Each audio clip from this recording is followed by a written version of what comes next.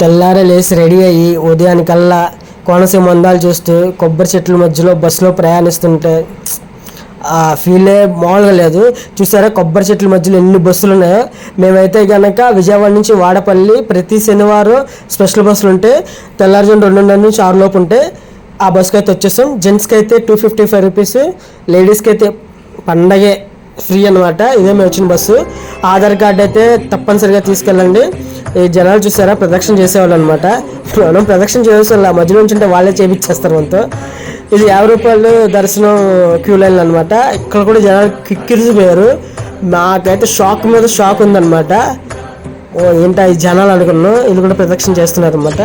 దర్శనం అయిపోగానే బయట రాగానే వెంకటేశ్వర విగ్రహం ఒకటి ఏర్పాటు చేశారు. అక్కడ భక్తులు ఏంటంటే తులసిమాలను సమర్పిస్తున్నారు. వాలంటీర్స్ వాళ్ళకి హెల్ప్ చేస్తున్నారు. అలా కొంతమంది తులసిమాలను కూడా తీసుకుంటున్నారు అనమాట.